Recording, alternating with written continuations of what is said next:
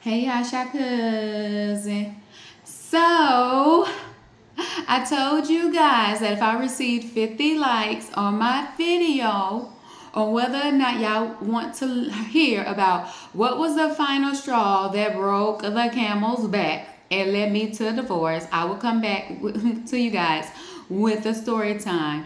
And at this point, I'm at 60 likes. I am so very surprised with my itty bitty channel that I received that. I really thought I was going to get out of it, but obviously I'm not. So I am a woman of my word. So I'm back. But before I jump into the story time, what is so just hilarious to me is that I told you guys that some of the biggest haters on YouTube are the men. I had this one man come in on under that the short that I made and was like, well, if you weren't on YouTube talking to everybody else, you would have basically been with your husband, taking care of him, and he would have never left you. Boy, there was so many assumptions. I don't. YouTube probably when I was married wasn't even popping. Okay, I was like, look at him just assuming, and it's always the ones without the pictures. Okay. Anyways, so this story is allegedly. It may or may not have happened. I may or may not be the character in this story. All right, allegedly. So let's jump into it. All right, so at this point, I have not told y'all guys any stories yet about my marriage. But I'm starting off with the ending. But probably throughout the years, I'll come back and tell y'all stories, what allegedly might have happened in my marriage. Okay. So at this point, him and I have been married almost 6 years. Yeah, almost 6 years. Our son is, I think, maybe 1 or 2. His business is very successful. What happened in the beginning, I basically, while he was still my boyfriend, gave him thousands of dollars to invest in a business ideal of his. And he said, Rox, once the business becomes successful, you'll never have to work again. All right, so as you guys know, we went off to medical school, still making money, from the company, what have you. And I was not working even before medical school. I was able to not work because the business was thriving. Okay. Now I'm not editing this video, so y'all are gonna get every blooper and stutter. Okay. So the business was thriving. So we're off in medical school and going through hell with him. So we're both in school doing the same work, okay? And I'm still being a wife. I'm still raising basically the kid when he's not at daycare, or if he's not with the nanny, whatever. I'm with the kid doing all the work. I'm getting up, ironing everybody's clothes, doing the breakfast, everything, sending everybody off. Okay, I'm doing all that. Okay, and he's just existing. All right. And because we are set up to have other people, pretty much run the business. But even with that, I'm still helping with that. Okay. So we're at this point, we're going through it. Before we even got to school, our marriage was already, basically knocking on hell's door. But we figured maybe, let's leave where we're at and let's try to make this work. So we get down to school and he's putting me through hell. We're sleeping in different bedrooms, everything. Still married. Family coming to town. And now we sleeping in the same bed. You know how it is. Okay. I'm miserable as hell.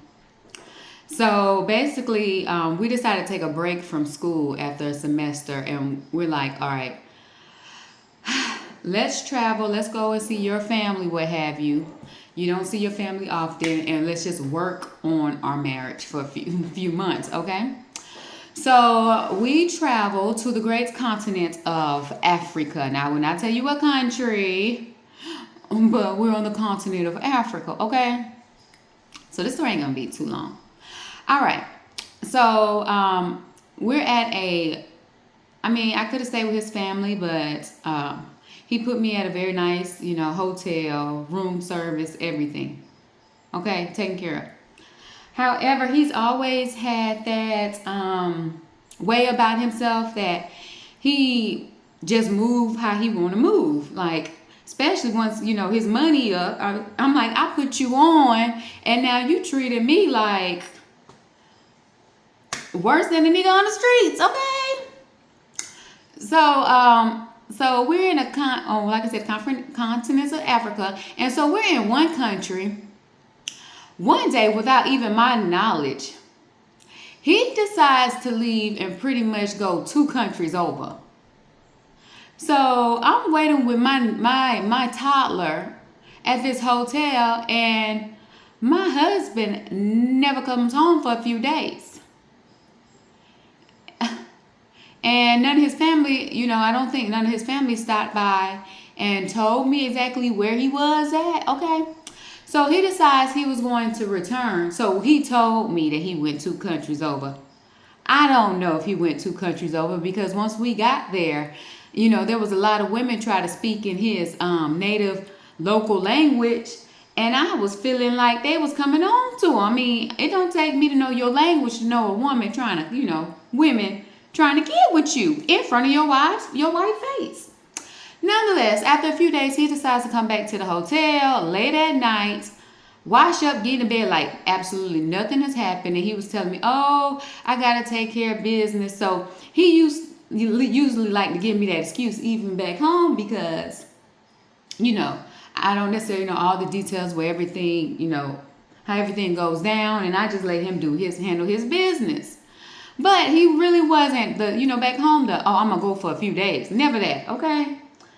So he tells me, oh, I did so and so. I had to go handle some business, what have you. And I'm giving him complete attitude. Like, don't talk to me, don't touch me. Why is it that men think they could just pop back up, act like nothing happened, and they want to touch on you? That's because they'll do to us what we allow them to do. But nonetheless, so I'm giving him straight attitude, no nookie, none of that. So one thing about my ex-husband was that he was the type that if I wanted the moon, he would go get that moon. Or he'll go find somebody to go take that moon for me. That's the type that he was. But if I wanted anything that was intangible, being treated right, being loved on, adored, all that, respected, all that, now that became hard to come by. But if it was something that he can pay for, I could easily get it. I mean, I ran through money easily. Okay, I wish I was smarter, but then I was young. Okay. So while I was over there in Africa, I did none of the driving. I always had a chauffeur, or he would drive me around. So he decided that he want to make it up to me, because since he's been there, he's been so busy and I rarely saw him, that he was going to take me on a shopping spree. He was going to take me to the mall, unlimited, just I get whatever I want, okay? Because I'm upset. So the next day, we are driving to the mall. And in front of us, there's 2 bikers on motorcycles. And my husband has always been an impatient individual. So I'll tell you how impatient he is. Like back in the day, he would rather go to a very expensive restaurant. He could have a t-shirt and shorts on just so he don't have to wait on anybody. Or he would rather go to a Golden Corral, which is a buffet, just sit down. Like very, very impatient. He don't like to wait for nothing. When he wants something, he want it right then and there. Okay? So mind you, I said, so now I want to go to the mall. And I told you, if I wanted the moon, he's going to go get that moon. So there are 2 bikers, in front of us. And they are going, probably the speed limit, or maybe just slightly a little slower. And this is really irritating my husband. So my husband starts to cuss, because he's just frustrated, okay? And he's like, they need to get out of my way. I need to get my wife to the mall. So what he did next was unexpected. He sped up the car, and he took the car, and he hit one of the motorists. The motorist went flying, and his bike hit the motorist that was closer to the side of the bridge, and he went sliding too. So they both went sliding on the pavement. But while this was happening, because I see it coming, I'm on the side side of the car just hanging on, to the door, because I'm like, oh my God, like, is this about to happen? So he hit these two men. Well, he hit one, and the other one ended up hitting the other one, and they all went sliding on the hot ass pavement, okay? So then he slows down and he stops, and I'm just shook, like, and I'm looking like, and I have not looked back yet. I'm telling y'all what I found out. I have not looked back yet because I'm shaking, okay? I've never seen him do anything like this, and I'm looking at him like, and then all I hear is just screaming, okay? Loud, like from the pits of someone's soul, just screaming. So my husband pulls over and parks the car on the side of the road and gets out the car. So now I turn around and I see one of the motorists.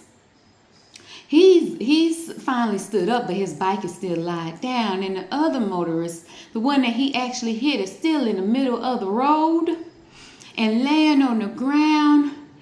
And I see his body kind of twisted, okay? And he's screaming Bloody Mary. So now, of course, thank God my child was a toddler. He had no idea what was going on. So my husband walks back to the car, and I'm looking at my husband like, and he gets back into the car very calm, like, and he turned to me, and he said, very slowly and very direct, he said, I would have allowed him to lie there bleeding out and dying on the ground, but I want you to be able to sleep at night. Did you hear me? He would have allowed them to lie there on the ground and bleed out, but he wanted me to be able to sleep at night. So he leaves the car and go pick up the guy from the ground, and the other one he already done zoomed off. And he brings the guy back to the car and put him in my back seat. So I grab my child from the back seat and I'm holding on to my child, okay? And we buckle up together in the front. And the guy is screaming, oh Jesus, what type of soul would have done this? Oh Jesus, help me, Jesus. And I'm looking at this man and his bone is sticking straight out his body and blood is splattering everywhere all over the BMW. Arm just mangled and twisted up. And I just look straight ahead to make sure my child looks straight ahead, So my husband drives this man to the hospital. And he takes the man into the hospital and he pays for the man to get skipped in front of everybody and get operated on. Now I sat outside for hours in the heat with my child while my husband was in the hospital while this man got operated on. Now what bothered me, and I knew my husband, I not knowing once I was with him, but I knew my husband had some ways about him, but I did not know they go this far, because our intentions were both to be surgeons, so we were supposed to be setting out to heal people, save people, not hurt people. So we stayed in, I think, Africa probably about a month or so, and I said, I'm ready to go home. Now I told this man I was ready to go home, so I guess he was assuming I was ready to go back to our home. But once we returned, I said, you know what my daddy always told you? He said, if you ever get tired of her, or if she ever decides that this marriage ain't gonna work, you need to bring her back to his house. So I said, I'm ready to go home to my daddy's house. So we got back into the States and he dropped me off at my daddy's house. Now, I stayed at my daddy's house for a few months. And we would go back and forth arguing and stuff. And I think at this point, I forgot, I think he tried to finally say, oh, whatever. He was finally willing to go to counseling, and he took that as a joke. But at this point in my marriage, I was kind of afraid of him. See, he never, at this point, put his hands on me. But he always kept me on the edge. He always kept my nerves bad. His friends always told him, I don't know why you treat her this way. Because I always felt like I had to be perfect when it came to him. I always had to think ahead of what he might need, or he would make my life just miserable. He was a type that would talk me to death. Follow me around. Follow me. Have other people follow me, okay? So if he called, I would pick up. So even though I was ready for a divorce, he would call me late at night and I would pick up because I'm still trained. And at this point, I did not know that he even had women calling my phone that night saying they were sleeping with my husband. I did not know he set that up. I actually found that out when I decided, so I was like, okay, I'll go to counseling with you, because I was already in counseling, but now he wanted to do the marriage counseling. So, what I didn't know at this time, my therapist had in mind, and she was just trying to strengthen me to leave. But she ain't directly wanted to say that. So we finally in marital counseling and for a couple of sessions, and he gets up out of his chair and he's pacing back and forth. And he was just like, ha. And me and the therapist looking at him like, huh? He was like, it was me who's had these women calling you all times of day and night, harassing you on your phone. And he started his evil laugh, ha ha, whatever. And sooner or later, he was diagnosed as a narcissist. But so, like I said, at this point, he never put his hands on me. See, so he was staying at this hotel one night, and he stated now he wanted to see his son. Now I told you guys he was calling me all times of days and nights, and I would answer him, and I would let him pretty much talk at me and fuss at me and cry and which way. So I'm tired at this point because I'm constantly on the phone all throughout the night. So he's asked me to bring his child to the hotel to see him. So I brought his child to this hotel to see him, and he wouldn't allow me to leave because, he's talking at me and I'm trained. So I sit down, whatever. And I didn't know I fell asleep while he's supposedly seeing his child. And that was the first time that, now we ain't, at this point doing nothing intimate or nothing. That was the first time he decided he wanted to have his way. Even with my screams and my nose, whatever, he decided that he couldn't be told no. So, that was the time that he finally came to my house. He came back to